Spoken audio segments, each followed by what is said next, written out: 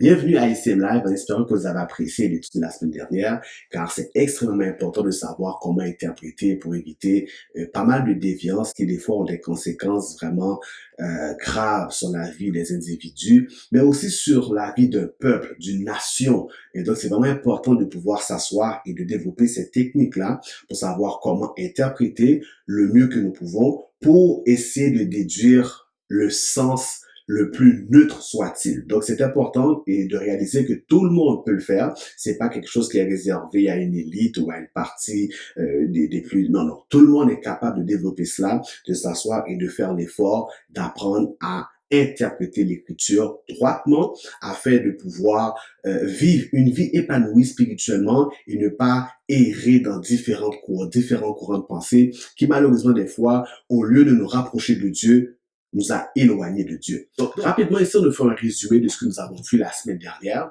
avec l'interprétation. On dit que, premièrement, il faut d'abord avoir, n'est-ce pas, notre texte biblique. Ok, il faut avoir notre Bible. Lorsque nous avons notre texte maintenant, nous faisons ce que nous appelons de l'exégèse, c'est-à-dire essayer d'interpréter l'écriture.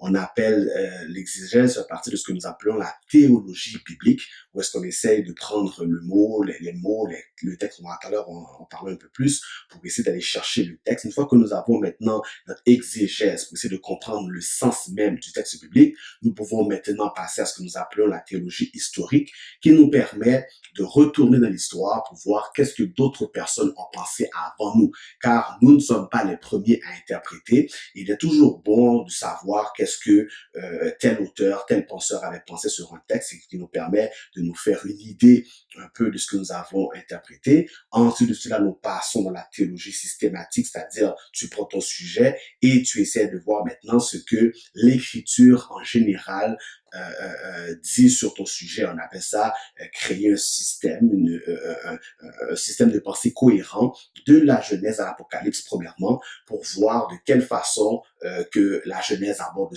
le sujet, les psaumes, les épîtres de Paul, le Nouveau Testament en général, pour se créer une idée générale. Une fois que nous avons notre idée générale qui s'est développée au travers des Écritures, à ce moment-là, maintenant, nous passons à la théologie pastorale ou appliquée qui nous permet de dire de quelle façon que je peux appliquer cela dans ma vie, de quelle façon que je peux avoir un effet concret. Parce que on n'étudie pas la parole de Dieu juste pour étudier. Okay? On l'étudie pour découvrir des principes spirituels certainement, mais dans le but de les appliquer, la Bible dit que il est venu, le Fils, nous donner la vie et la vie en surabondance. Donc, lorsqu'on étudie l'Écriture, c'est pour pouvoir comprendre qu'est-ce que cette parole-là a m'enseigner dans ma vie de tous les jours. Donc, c'est important vraiment d'appliquer ces 4 étapes que nous avons vues la semaine dernière. Et ceux qui n'ont pas pu voir cette vidéo, juste aller retourner en arrière sur notre page, vous allez voir la vidéo qui s'y trouve. OK? Maintenant, pour aujourd'hui, ce que nous avons comme sujet, on va voir ensemble les méthodes utilisées pour établir nos croyances, pour établir nos théologies bibliques. Vous savez, il y a une seule Bible, certes, mais pourtant nous avons des milliers d'interprétations donnant différentes dénominations et traditions religieuses. Comment expliquer cela? Vous savez, on ne pourra pas, dans cette émission aujourd'hui, découvrir toutes les raisons pour lesquelles il y a autant de séparation doctrinale, de division et d'orientation théologique. Mais néanmoins, on peut commencer à découvrir tranquillement pas vite quelques raisons primaires, quelques raisons principales qui causent, n'est-ce pas, autant de différences en termes d'interprétation. La première, si on veut, méthode que nous allons voir ce soir, c'est ce que nous appelons la tradition. Et entre parenthèses, vous voyez ici, je dis les catholiques.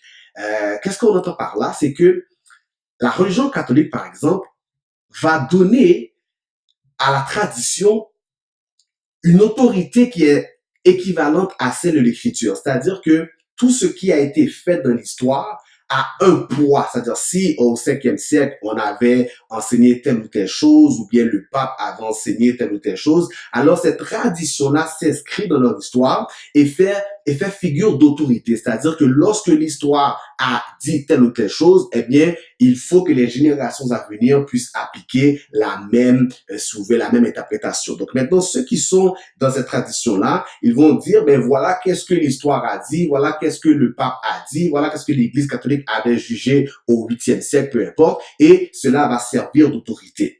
Et nous pensons qu'il faut faire attention parce que certainement nous croyons que Dieu se révèle dans l'histoire et dans l'écriture, mais l'homme, nous sommes sujets à erreur, à faire des erreurs. C'est-à-dire que même lorsque nous avons les meilleures intentions, eh bien, nous sommes veut pas, par la force des choses, nous sommes sujets à errer. Et c'est pour ça que la tradition, certainement, elle peut nous aider, mais elle ne peut pas être, c'est-à-dire figure d'autorité. Par exemple, si, je sais pas moi, il avait été enseigné au 6e siècle, je sais pas moi, que la terre, justement, la terre était plate, eh bien, on peut pas juste dire que parce que la tradition l'a enseigné, eh bien, nous allons maintenir cela ad vitam aeternam. Vous savez, même dans la tradition protestante, même lorsque la tradition n'a pas ce même poids ou cette même autorité, mais très souvent encore dans nos traditions protestantes, combien de fois on va entendre, oh ben, ça a toujours été dit.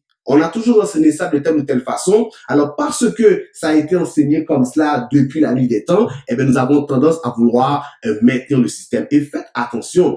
Vous savez, nous ne prétendons pas avoir la vérité absolue.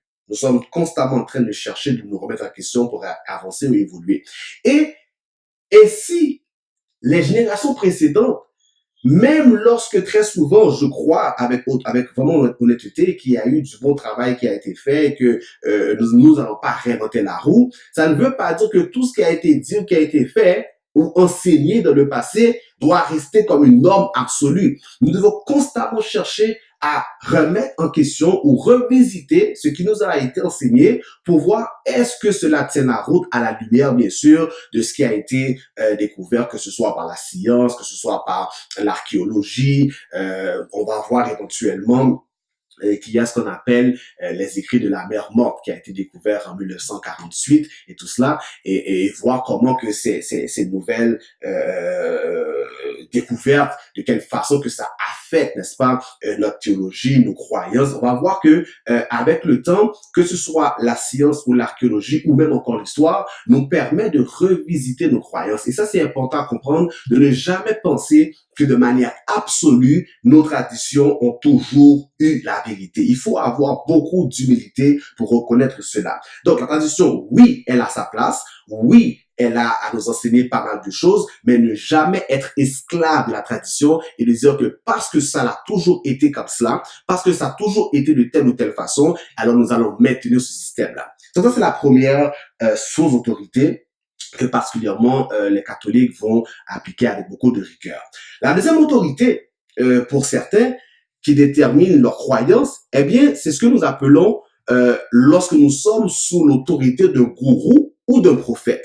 Vous savez, c'est tout ce qu'on parle d'expérience mystique, expérience spirituelle. Ce sont souvent des sectes qui mettent l'accent sur les dons spirituels. C'est-à-dire que lorsque le prophète a dit telle ou telle chose, et même chez les protestants, si le pasteur a dit telle ou telle chose, alors mon pasteur l'a dit, donc c'est la vérité. Et bien que nous pensons que un pasteur, c'est son rôle d'enseigner, il a reçu ça comme appel. Un prophète, nous croyons qu'il y en a qui ont effectivement reçu des dons spirituels qui vraiment peuvent être utilisés dans le corps de Christ, mais ne jamais faire de l'autorité pastorale ou du prophète, peu importe, de l'apôtre, appelé comme vous voulez, faire de cela une première autorité.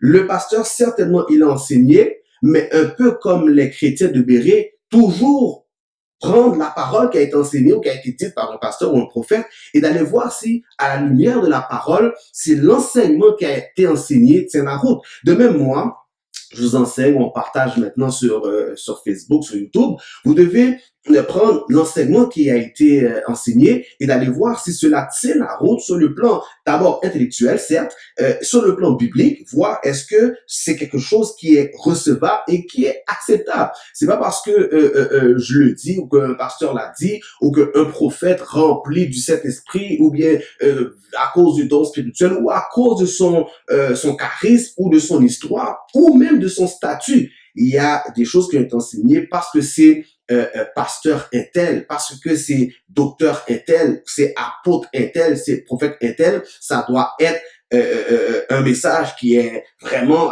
ce qu'on dit, comme l'expression le dit, parole d'évangile. Non, un pasteur, oui, il vient, il emmène l'enseignement pour la communauté, il a reçu cela comme appel, il est à temps plein, il a ça comme ministère, comme service pour le corps de Christ, d'enseigner, d'expliquer la parole, mais ne jamais penser que ce qui sort là est une parole qui vient du ciel et qui ne peut être remise en question. Toujours prendre l'enseignement et d'aller vérifier par soi-même. Vous avez cette responsabilité individuelle de vérifier si ce qu'on vous enseignez fait beaucoup de sens. C'est sûr que tout le monde n'a pas les outils ou les compétences nécessaires, mais il n'est pas mauvais de prendre ce qui a été enseigné, d'aller voir peut-être d'autres personnes, d'autres enseignants pour voir, mais voilà, qu'est-ce qu'on m'a enseigné, est-ce qu'on peut partager pour être certain, parce que, vous savez, lorsqu'un enseignement a été mal donné ou enseigné et que tu reçois cet enseignement-là, les conséquences spirituelles,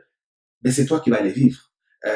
Il y a des gens qui malheureusement ont perdu 5 ans de leur vie, 10 ans, 15 ans, parce qu'ils sont restés dans un système doctrinal, des certaines croyances qui les ont tenus captifs comme de vrais handicapés, qui n'ont pas pu profiter de la vie, qui n'ont pas pu profiter de ce que peut-être Dieu avait pour eux, parce qu'ils sont restés attachés à un enseignement qui les a empêchés d'évoluer. Donc, il y a la tradition, comme on vient de le dire, il y a ceux qui sont sur l'autorité d'un prophète ou d'un gourou ou d'un pasteur avec une forte autorité qui les empêche, n'est-ce pas, d'aller chercher par eux-mêmes l'écriture. Et là, on dit que cela doit être vraiment équilibré. Oui, il y a la place pour la tradition. Oui, il y a la place pour un pasteur ou un prophète qui a un enseignement à donner, mais toujours savoir que on doit faire un travail de remise en question, de vérification, de voir si cela se tient sur le plan biblique et d'avoir cette ouverture de dire je reçois, mais en même temps je suis aussi capable d'étudier et d'analyser ce qu'on me donne.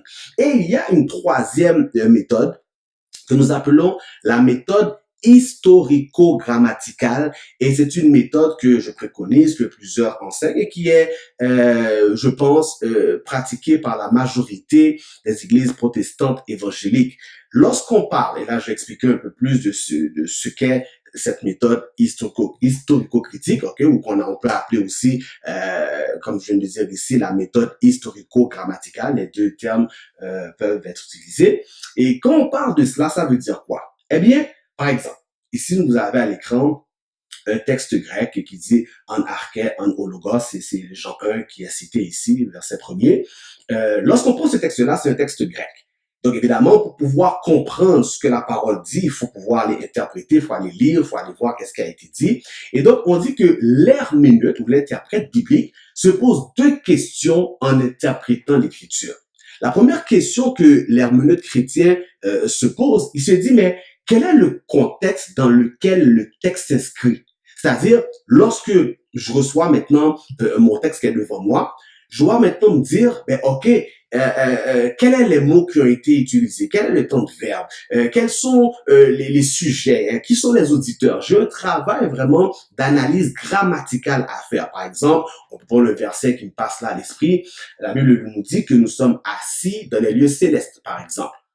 De toute évidence, présentement, physiquement du moins, je ne suis pas assis dans le ciel ni dans aucun lieu céleste. Mais pourtant, la Bible nous dit, l'herméneute chrétien va se poser la question, pourquoi ça ne dit pas que nous serons assis dans les lieux célestes? Et plutôt, il dit, mais nous sommes assis présentement. Pourquoi le temps de verbe au présent a été utilisé et non pas le futur, par exemple? L'herméneute chrétien lorsqu'il prend son texte biblique, il va décortiquer, il va regarder c'est quoi le sujet, est-ce que quel est le complément d'objet direct, et vous savez, en français par exemple, nous avons les compléments d'objet direct, indirect, il y a les compléments des adverbes, des verbes, de tout ça. Donc vous allez vraiment faire un travail d'exégèse qui est littéralement un travail de technicien, un travail de laboratoire, et évidemment, quelqu'un peut-être pourrait dire, j'ai pas à attendre d'aller étudier le grec ou quoi que ce soit, l'hébreu, l'araméen, peu importe. Évidemment, c'est vrai, mais il existe de très bons commentaires, c'est-à-dire, vous allez dans une bonne librairie, vous achetez,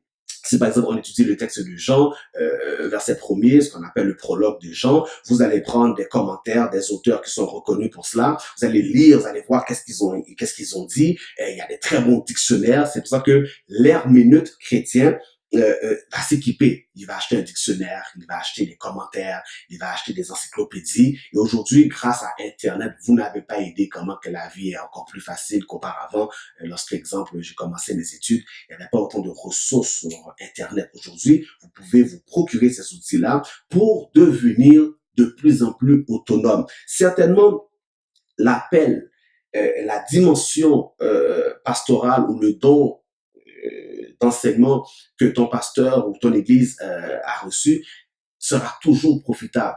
Mais ça n'empêche pas que tu as un travail, une responsabilité personnelle de voir qu'est-ce que le texte a à t'enseigner. Alors, donc je dis, donc lorsque nous avons notre texte maintenant, on regarde vraiment tous ces détails-là, quelle est la culture dans laquelle ça a été écrit, quelle est les traditions, par exemple, auxquelles le peuple n'a pas été soumis à l'époque lorsque ça a été écrit. Par exemple, si on prend un sujet la polygamie, par exemple. Abraham avait sa femme Sarah, et il y avait une servante Agar, et puis on connaît un peu l'histoire, il va rentrer en relation avec Agar, sa servante qui va donner naissance à Ismaël. Maintenant, comment expliquer cette culture à l'époque? Est-ce qu'aujourd'hui la polygamie est encore d'actualité? Est-ce que c'était dans le temps d'Abraham? Qu'est-ce qui s'est passé qui fait qu'à l'époque on pouvait le faire, maintenant on peut plus le faire? Donc tous ces sujets-là, que dit le texte? Quelle est la culture, le contexte, la grammaire,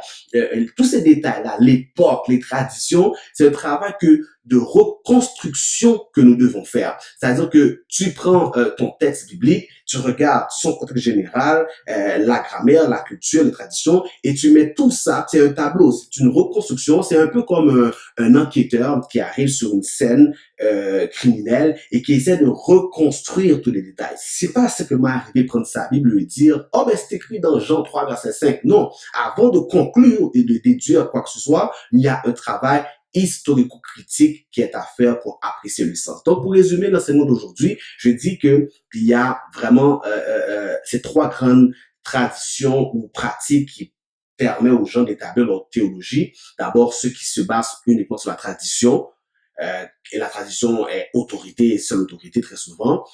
Deux, il y en a qui sont sur l'égide ou sous le pouvoir d'un gourou ou bien d'un prophète ou d'un pasteur et tout ce qu'il dit est parole d'évangile. Et trois, ceux qui vont pratiquer cette méthode historico-critique qui nous permet d'analyser, qui nous permet de décortiquer le texte et aller remettre les choses en contexte, qui est la méthode que je dis que nous devons pratiquer pour ne pas être esclaves de qui que ce soit et de pouvoir aller chercher le véritable. Vous savez que c'est pas à la mode, les gens préfèrent mieux rester comme cela et puis fermer les yeux puis dire oh, l'esprit m'a révélé. Oui, le Saint-Esprit a sa responsabilité à sa part et dans notre vie qui nous permet d'avoir une pleine compréhension spirituelle du texte biblique, c'est vrai. Nous avons des révélations qu'on peut recevoir via les dons spirituels qu'on peut retrouver, exemple, dans Corinthiens, on pourrait aller lire cela. Il y a des dons spirituels, il y a des gens qui ont reçu un ministère d'enseignement. La Bible reconnaît les 5 ministères. Il y en a qui ont reçu le don d'enseignant, le don de docteur, qui ont cette capacité de pouvoir enseigner spirituellement et de pouvoir impacter la vie des gens. Mais cela n'élimine pas notre dimension humaine. C'est-à-dire qu'il y a la dimension spirituelle en nous, il y a la dimension humaine. Ma dimension humaine me permet de dire je dois aller prendre mon texte et le découvrir. Comme je dis, si on prend par exemple ce passage ici, Dieu a utilisé ses apôtres pour nous donner la révélation. Mais si quelqu'un n'avait pas fait l'effort d'apprendre la langue grecque, comment aurions-nous pu interpréter ce passage ici? Si je te donne ça, je te dis, voilà, ça c'est la parole de Dieu. Tu vas comprendre quoi si tu n'as pas les compréhensions, si tu n'as pas les connaissances pour pouvoir interpréter cela. Donc maintenant, ce qui arrive, il fallait que quelqu'un, eh bien, prendre le temps d'aller interpréter le passage, apprendre la langue grecque, étudier vraiment toutes les règles grammaticales pour traduire cela. Et ça donnait la version que tu utilises, probablement Louis II, le semeur, parole vivante, peu importe ce que tu as comme version. Donc, je termine là pour aujourd'hui en disant, soyez autonomes, développez des outils et à défaut d'avoir la capacité de faire le travail vous-même, trouvez-vous de bons dictionnaires, de bons commentaires, des gens crédibles qui peuvent vous aider à cheminer avant d'établir une croyance. Ne jamais prendre une croyance et l'établir dans votre vie comme étant une parole absolue parce que ça a toujours été comme ça ou parce que un tel me l'a dit. Tu as le devoir de vérifier par toi-même ce qu'on t'a enseigné. Est-ce que oui ou non cela fait du sens et est-ce que oui ou non ça apporte un bienfait bénéfique dans ta vie ou est-ce que plutôt l'enseignement que tu as reçu t'empêche d'évoluer et d'atteindre ta pleine destinée. Soyez bénis.